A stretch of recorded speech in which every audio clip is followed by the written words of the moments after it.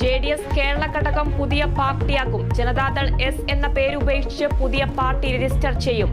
LDFനൊപ്പം തന്നെ നിൽക്കുമെന്നും Mathew T Thomas.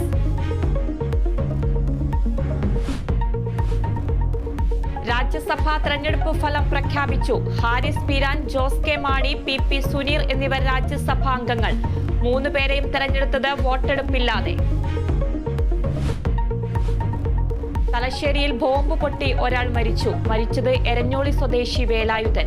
അപകടം ആളൊഴിഞ്ഞ പറമ്പിൽ തേങ്ങ പെറുക്കുന്നതിനിടെ. സ്റ്റീൽ ബോംബ് എന്ന നിഗമനം.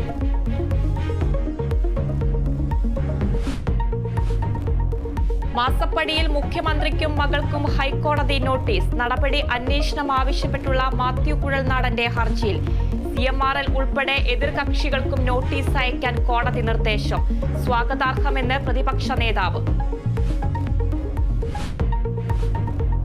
സംസ്ഥാനത്ത് കോളനി എന്ന പദം ഒഴിവാക്കി സർക്കാർ ഉത്തരവ്. പട്ടിക വിഭാഗക്കാർ താമസിക്കുന്ന മേഖലകളെ കോളനി, ഊര്, സങ്കേതം എന്നീ പേരുകളിൽ അഭിസംബോധന ചെയ്യരുത്.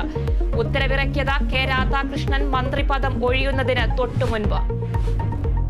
പാലക്കാട് വിഷം കഴിച്ച് ചികിത്സയിലായിരുന്ന കർഷകൻ മരിച്ചു. മരിച്ചത് പുതുശ്ശേരി സ്വദേശി രാധാകൃഷ്ണൻ. കടബാധിതയെന്ന ബന്ധുക്കൾ.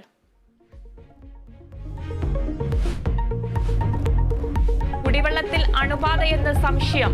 കാക്കനാട് DLF ഫ്ളാറ്റിൽ 350 പേർ ചികിത്സ തേടി. 25 കുട്ടികൾക്കും രോഗബാധ.